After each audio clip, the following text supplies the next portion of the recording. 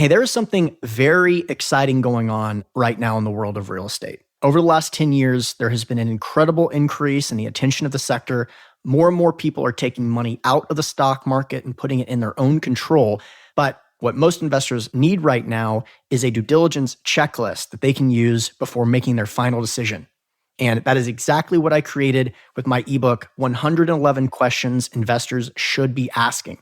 You can actually get it right now at cfcmentorshipprogram.com/questions. It's literally a list of 111 questions that I ask before investing in each deal. Again, that's cfcmentorshipprogram.com/questions. All right, it's been a while since I've done a rant like this, so it's time. Buckle up. Don't even know if I'm going to post this, but I gotta just let it loose because it's Friday. Recording this in the afternoon. I usually do this in the morning. So here's why I feel motivated to do this. Right now, we're obviously in a really interesting time in 2020, and we're gearing up for an election year.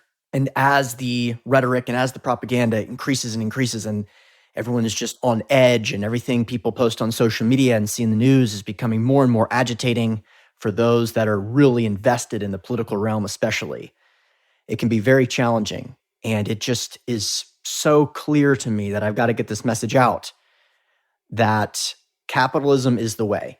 Capitalism is the way out. And for people that are feeling like they're bound to this system, there is a component of this, which in my opinion is almost strictly financial, that yes, you are bound. You are bound. If you're a United States citizen, you have to pay the federal tax. Yes, you can move to another state. Yes, you can renounce your citizenship. Yes, you can move to Puerto Rico. But let's say that you don't want to do those things. You are bound to the financial component. And within that framework, you can invest in real estate and invest in depreciating assets that reduce your tax exposure. But that component, yes, you're bound. But the political spectrum, the political realm, is something that to a large degree you can secede from individually through capitalism. And it doesn't mean that you're not politically aware. It doesn't mean that you're politically agnostic or nihilistic or completely checked out. Can mean that for sure, but I am not. I am not nihilistic or agnostic. I am, to a certain degree, obsessed with the political realm, but not because I'm a participant, because it's an interesting episode in the human experience. Now, when someone hears that, they may think, wow, what a privileged position you must be in to be able to take that line. And the answer is, hell yeah, it is. It is a privilege. And like many of the things I say in this program, my goal is to take statements like that and to invert them, because it is certainly a privilege not to be invested in the political realm. And what I want to do is advance that for myself and for all of you. It's a privilege that we can all get to and enhance. And the way to do that is through capitalism. The way to do that is through a self-directed life brought on by voluntary exchange, by creating significant value and focusing on your customers and over-delivering consistently on your promises.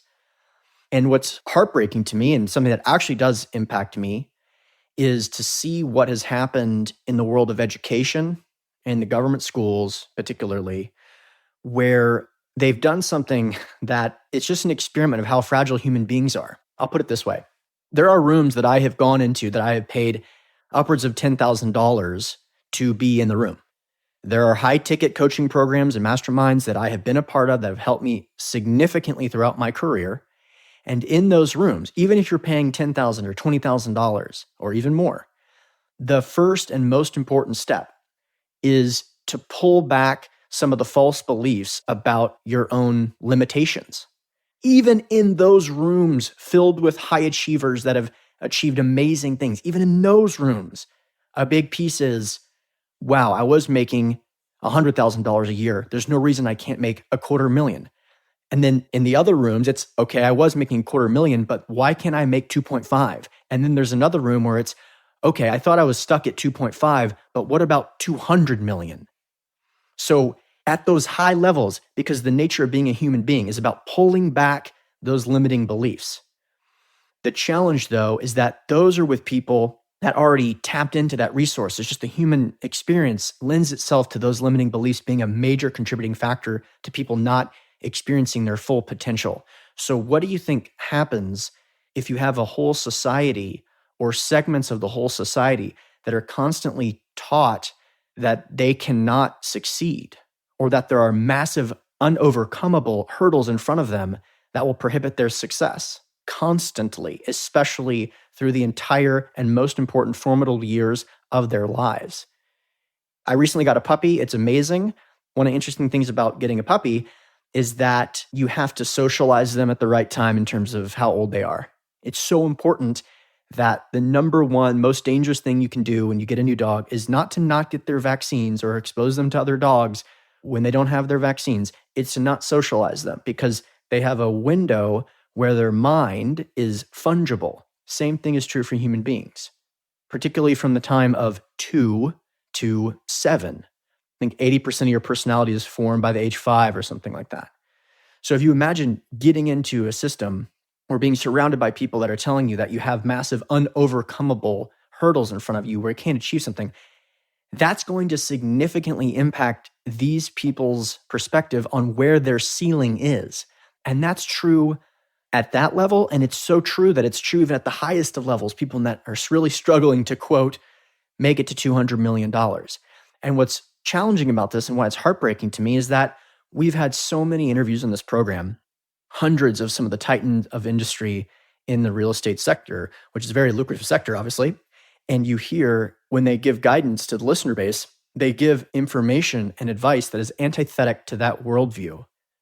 You don't hear people come on this program and talk about the unovercomable challenges. It's very much the opposite. It's always about build your skills, invest in yourself, get a mastermind, level up your network.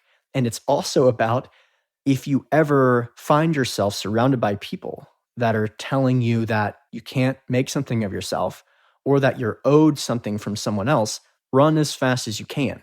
The reality is, a big reoccurring theme on this program from the guests has been that overcoming adversity is where your actual superpowers or strengths are actually created. Your scars are your strengths. Now, there's something that happens all the time in the real estate business where people say, well, I'm not investing with them unless they have been through a recession. Why is that? Because you actually figure out who you are as a person. Why do you think I talked about my big failure in my first capital raise in raising capital for real estate? Like I mentioned, $30 million was in a room. I completely failed, but it made me realize, okay, that didn't work. I need to create an infrastructure to attract leads as opposed to chase them down. That massive hurdle, which kind of crippled me emotionally for like 6 months, made me form a business focused on the lessons learned from that catastrophic reality. And it's just unfortunate to see that so many thought leaders, which are literally a Google away, an Instagram account away, Tony Robbins lived in his car, Grant Cardone, massive drug problem. This is not the aberration. This is the norm. People coming from overwhelmingly challenging situations, overcoming them and becoming absolute rock stars with thousands and thousands of loving clients. I have my own background as well. I went to college. I'll put it this way. I got straight A's my last 3 semesters when the classes got harder and deeper and were more focused on what I was interested in, political science. And I graduated with a 3.0. Okay? That's an interesting story about me where if I'm not interested and I don't get to go deep on a topic I actually love, I'm checking out. That's not a story near what Tony Robbins went through or anything like that. But it's like those things are actually compelling and make you interesting and make you realize that overcoming those challenging situations is what makes you have strengths. Now, when I say that I'm an advocate of capitalism, I think a lot of people get the impression that what I do or what capitalists do, listeners of this program don't think that, but it's very common to think that, okay, I'm not going to participate meaningfully / vote in the political realm. But what I'm dedicated to and what I believe that a lot of why I'm on this planet is to help people achieve personal freedom through capitalism. In fact, I'd make the argument that the only thing that has ever lifted any significant amount of people out of abject poverty is through capitalism. That is not the idea that, oh, if you can create a website and you become a capitalist and you make all this money and you sit on a mountain by yourself alone, nothing can be further from the truth, because capitalism is about adding value to your customer base. So what I want to do is enhance other people's lives. And the more people's lives that I can touch, the more people's lives that I can add value to, the more people's lives that I can go, oh my gosh, thank you so much, Hunter. The more people that I can get a testimonial from that literally brings tears to my eyes, I want more and more and more of that. That is all relying on other people. So it's not that I'm a proponent of just living on an island. Capitalism is about that inner working system and people working together, regardless of their religious beliefs or political stances or even their geographic location. This is why Milton Friedman made that example of the pencil so famous, because people work together through voluntary exchange to create products and services that would never be created without those interworkings. So it's just simultaneously empowering, but also sad to see how few people grasp this, especially knowing that even at those $10,000 masterminds, those $20,000 masterminds, the main thing that even they focus on is not tactics and strategies. It's basically taking people's perception of where the ceiling is and completely removing it. Meanwhile, we're fighting against a massive, massive institution, which is basically developed to make that ceiling exist and then push it down and down and down. It's designed to help people learn how to work in factories. So look, it is a massive, massive privilege to feel like personally seceded from the union, which I did formally when I wrote it down on a piece of paper a few years ago. But come along for the ride. You know, it's the only way.